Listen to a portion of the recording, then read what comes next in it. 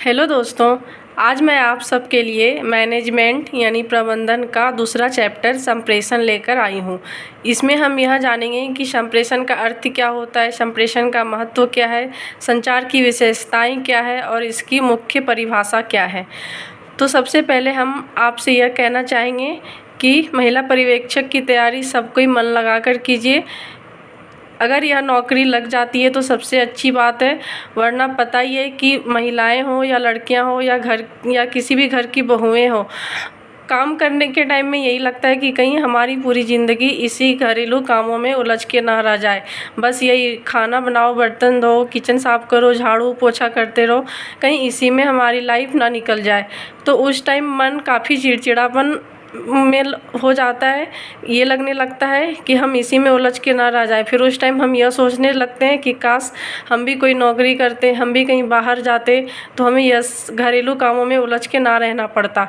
तो हम आप लोगों से यही कहना चाहते हैं कि प्लीज़ इस बार महिला पर्यवेक्षक की तैयारी अच्छे से कीजिए, क्योंकि आंगनबाड़ी कार्यकर्ता और आंगनबाड़ी सहायिका दोनों की उम्र सीमा कम कर दी गई है। पहले 45 वर्ष तक निश्चित की गई थी और अब उम्र सीमा घटाकर 35 वर्ष तक कर दी गई है। तो इसलिए इस बार सब कोई अच्छे से तैयारी कीजिए। सब जिसकी भी नौकरी लग जाती है सब बहुत अच्छी बात है। तो चलिए अब हम संप्रेषण का अर्थ जानते हैं। संप्रेषण का अर्थ, यह कम्युनिज जो है यह एक लैटिन शब्द से मिलकर बना है। यह बहुत ही इम्पोर्टेंट है, एग्जाम में पूछे जाते हैं। और कम्युनिज का अर्थ कॉमन होता है, जिसका अर्थ है समान। आप इसे अच्छे से याद कर लीजिएगा कम्युनिज को। चलिए अब हम यह जानते हैं कि यह क्या है। यह विचारों, भावनाओं, तथ्यों का आदि का आदान प्रदान होता है। यह लगातार चलने वाली प्रक्रिया है। संप्रेषण, अब हम यहाँ पर यह जान लेते हैं कि लुनियस एलन ने संप्रेषण की क्या परिभाषाएं दी है। संप्रेषण से अभिप्राय उन सभी क्रियाओं से है जो एक व्यक्ति दूसरे व्यक्ति को अपनी बात समझाने के लिए करता है। इसमें एक व्यवस्थित तथा निरंतर चलने वाली कहने, सुनने तथा समझने की प्रक्रिया सम्मिलित है। यह परिभाषा हमारे लुनियस एलन महोदय जी ने कहा है। इन परिभाषाओं को अच्छे से याद कर लेना है, क्योंकि इन तीनों के परिभाषाओं को परीक्षाओं में अवश्य पूछा जाता है। अब हम हैरोल्ड कंटज और हेनिज वेहरिक जी के परिभाषाओं को देख लेते हैं कि उन्होंने संप्रेषण की क्या परिभाषाएं दी है। तो यहाँ आप देख सकते हैं, संप्रेषण सूचनाओं का प्रेषक के द्वारा प्राप्तकर्ता को स्थानांतरण है, ताकि वह उन सूचनाओं को उसी रूप में समझ सके। यह परिभाषाएं हैरोल्ड कंटज और हेनिज वेहरिक जी ने दिया है। यहाँ पर एक बातों को ध्यान में रखना है कि यह, जैसे इन्होंने कहा है कि संप्रेषण सूचनाओं का प्रेषक के द्वारा प्राप्तकर्ता को स्थानांतरण है, और यहाँ पे दिया गया है कि संप्रेषण से अभिप्राय उन सभी क्रियाओं से है जो एक व्यक्ति दूसरे व्यक्ति को अपनी बात समझाने के लिए करता है। अब हम रॉजर्स जी के परिभाषाओं को देख लेते हैं। संप्रेषण एक ऐसी प्रक्रिया है जिसके द्वारा व्यक्ति आपस में सूचनाओं का आदान प्रदान करते हैं, ताकि वे पारस्परिक समझ बना सके, अर्थात एक जैसी समझ बना सके, ताकि समझ में मतभेद पैदा ना हो। अब देखिए, मैं यहाँ पर यह बताती हूँ कि इससे प्रश्न कैसे बनते हैं। जैसे प्रश्न में यह आ जाएगा कि संप्रेषण को व्यवस्थित तथा निरंतर चलने वाली प्रक्रिया निम्नलिखित में से किसने कहा है। उसमें 4 ऑप्शन रहेंगे और 4 में से एक नाम लुनियस एलन जी का रहेगा। तो आपको इन परिभाषाओं को याद कर लेना है। याद कर लेंगे तभी आप उसके आंसर अच्छे से दे पाएंगे। अब हम दूसरे का बता रहे हैं कि इसके प्रश्न कैसे पूछे जाते हैं। जैसे यहाँ पे पूछे जाएंगे प्रश्न में कि संप्रेषण सूचनाओं का प्रेषक के द्वारा प्राप्तकर्ता को हस्तांतरण है, यह परिभाषा किसने दी है। तो अगर आप इसे याद कर लेंगे अच्छे से तो आप इसका आंसर भी दे पाएंगे अच्छे से। तो इस प्रकार के प्रश्न बनते हैं। अब हम यहाँ संचार की विशेषताएं देख लेते हैं। संचार की विशेषताएं, कम से कम 2 लोगों की आवश्यकता होती है। यह तो हम लोगों को पता ही है कि संचार या संप्रेषण या बात करने में 2 लोगों की आवश्यकताएं तो होती है।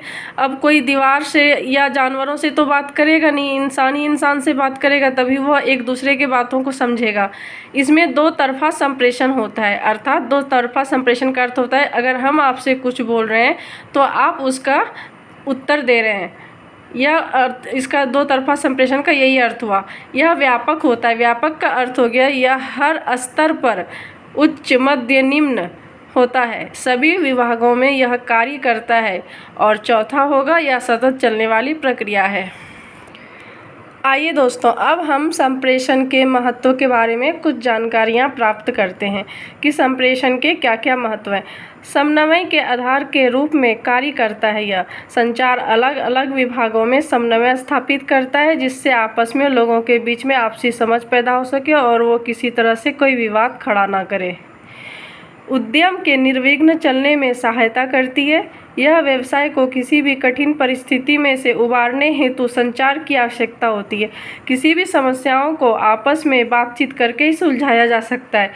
अर्थात संप्रेषण का महत्व यह है कि अगर जैसे किस जॉइंट फैमिली में कोई बात हो गई, कोई विवाद हो गई, चाहे वो व्यवसाय को लेकर हो या आपसी पारिवारिक मामला हो, तो जब तक घर के बड़े बुजुर्ग उस आपस में बैठकर उन बातों को, समस्याओं को सुनकर सुलझाते नहीं हैं, तब तक विवाद सुलझता भी नहीं है। तो संप्रेषण का यह महत्व है।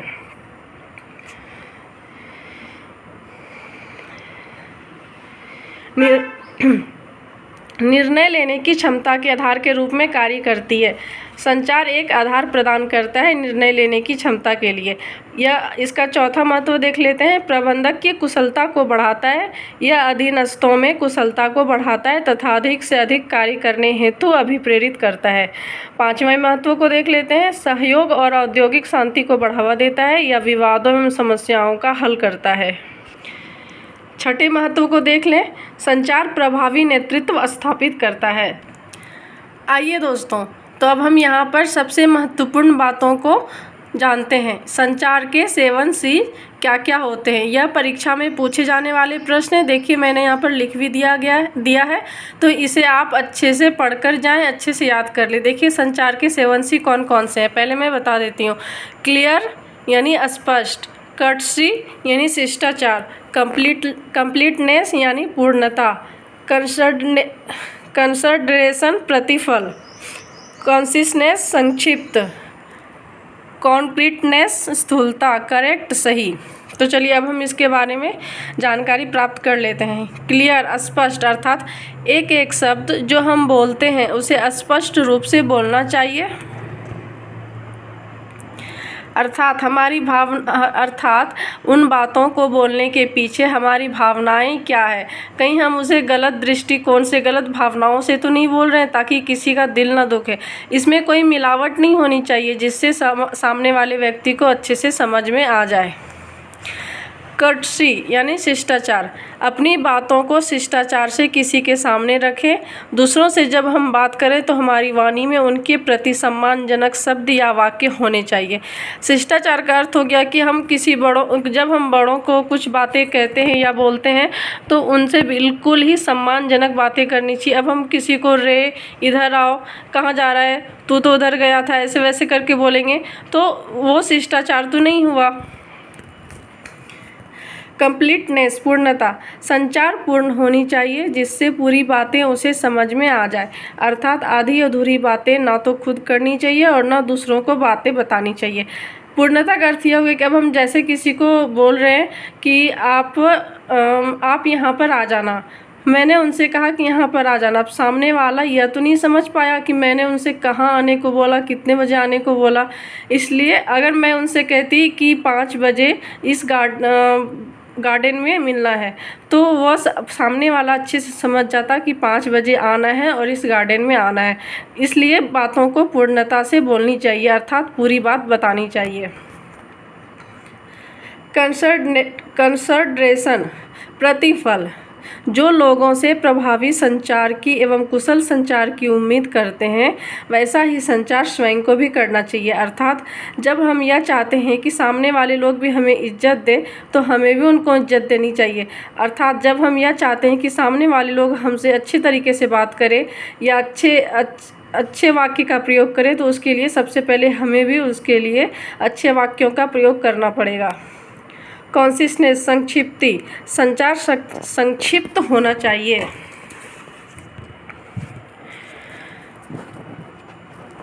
जिसमें पूरी बातों का सार होता है। कुछ लोगों की आदत होती है कि वह मुख्य बातें ना बताकर बातों को घुमा फिरा कर बोलते हैं, अर्थात बिल्कुल मिश्र वाक्य। जो बातें एक लाइन में या एक शब्द में बोलने वाली है, लोग उसे पूरा घुमा फिरा के बोलते हैं। कॉन्क्रीटनेस, स्थूलता, संचार बिल्कुल सटीक, तर्कयुक्त, पूर्ण अर्थ सहित होना चाहिए। करेक्ट यानी सही। यह तो सभी को पता है कि सत्य बातें 100% बातें सत्य बोलनी चाहिए, झूठ नहीं बोलना चाहिए। जब हम किसी से झूठ बोलते हैं तो ऐसा कहा जाता है ना कि झूठ के कभी पैर नहीं होते, वह वापस आप पर ही पलट के आ जाएगा और आप सबके सामने गलत झूठा साबित होंगे। इसलिए कोई भी बात जो आप बोल रहे हैं वह पूर्ण रूप से सही हो, सत्य हो, ताकि सामने वाले का पूर्ण विश्वास आप पर हमेशा बना रहे। अब हम यहाँ संप्रेषण प्रक्रिया के तत्वों को देख लेते हैं। प्रेषक यानी सेंडर, यह संचार का स्रोत है। यह वह व्यक्ति होता है जो संदेश को भेजता है, उसे प्रेषक कहते हैं। जैसे व्हाट्सएप पे हम अगर आपको मैसेज करते हैं तो हम सेंडर हो गए। संदेश, मैसेज, यह सूचना की विषय वस्तु होती है जो वह प्राप्तकर्ता को देना चाहता है। यह संदेश, आदेश, निवेदन, समाचार, नोटिस, सुझाव, अपने विचार, भावनाएं आदि कुछ भी हो सकता है। संदेशबद्धता, संदेश को चित्रों, शब्दों आदि के रूप में परिवर्तित करना। जैसे आजकल शादी के कार्ड में पीले चावल देकर भेजा जाता है, तो इसका अर्थ यह हुआ कि शुभ कार्य में आपका स्वागत है, आप अवश्य पधारें।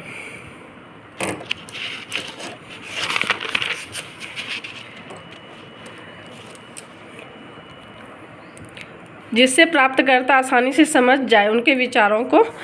अब हम चौथे तत्व को देख लेते हैं, माध्यम। इसके द्वारा संदेश भेजे जाते हैं। यह लिखित, मौखिक या व्हाट्सएप भी हो सकते हैं। संदेश वाचन, संदेश जो भेजा है उसे किसी रूप में समझना, उसे उसी रूप में समझना, प्रभावी ढंग से समझना संदेश वाचन कहलाता है। प्राप्तकर्ता, रिसीवर, जो संदेश को प्राप्त करता है। प्रतिपुष्टि यानी फीडबैक, संदेश प्राप्त होने के पश्चात उसकी स्वीकृति हेतु विभिन्न तरह की प्रतिक्रियाएं। ध्वनि, कोलाहल, प्रेषक, संदेश एवं प्राप्तकर्ता को संचार में जो भी रुकावट होती है, अर्थात प्रभावी संप्रेषण की बाधाएं, ध्वनि कोलाहल कहलाती है। अब हम यहाँ यह देख लेते हैं कि औपचारिक संप्रेषण के बारे में जानकारियाँ प्राप्त करते हैं। औपचारिक संप्रेषण 3 प्रकार के होते हैं, लंबवत संप्रेषण, क्षैतिज संप्रेषण, तिरछा अर्थात तिर्यक संप्रेषण। लंबवत संप्रेषण भी 2 प्रकार के होते हैं, नीचे की ओर संप्रेषण और ऊपर की ओर संप्रेषण। चलिए अब हम औपचारिक संप्रेषण के बारे में जानते हैं कि यह क्या होता है। यह आधिकारिक संप्रेषण संगठन में पहले से ही तैयार संगठन संरचना के अनुसार आपस में बनाए गए कर्मचारियों के मध्य होता है। यह मौखिक अथवा लिखित हो सकते हैं। सामान्यतः यह संप्रेषण लिखित ही होता है, जिससे भविष्य में संदर्भ या सबूत के रूप में प्रयोग में लाया जा सकता है। सामान्यतः यह संप्रेषण लिखित ही होता है का अर्थ यह हो गया कि जैसे मैंने किसी को बोला कि हाँ कल इतनी तारीख को छुट्टी होने वाली है और इतनी तारीख को स्कूल खुलने वाली है, लेकिन यहाँ पर कोई भी स्टूडेंट है जो कि यह बोल दिया कि सर आपने तो बोला था कि छुट्टी होगी ही नहीं, या कुछ भी बोल सकता है। तो अगर यह लिखित के रूप में रहेगी तो हम उसे यह दिखा सकते हैं कि देखो मैंने इतनी तारीख को छुट्टी का होगी बोला था और इतनी तारीख को स्कूल खुलेगा यह बोला था। तो इसका अर्थ यही हुआ कि संदर्भ या सबूत के रूप में प्रयोग में लाया जा सकता है। अब हम यहाँ पर लंबवत के बारे में देखते हैं। यह 2 प्रकार की होती है, मैंने पहले ही बता दिया है। नीचे की ओर संप्रेषण, यह संप्रेषण ऊपर से नीचे की तरफ होता है, अर्थात उच्च अधिकारी से निम्न अधिकारी तक के बीच होता है। जैसे उसका उद्देश्य होता है आदेश, नीति, रणनीति को बताना। ऊपर की ओर संप्रेषण, यह संप्रेषण नीचे से ऊपर की ओर होता है, अर्थात अधीनस्थ से अधिकारी तक के बीच होता है यह संप्रेषण।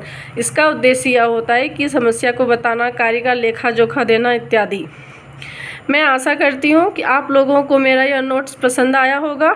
अगर मेरा यह नोट्स पसंद आए तो प्लीज़ मेरे वीडियो को ज़रूर लाइक करें, चैनल को सब्सक्राइब करें, शेयर करें और एक कमेंट तो ज़रूर करें। Thank you for watching my video.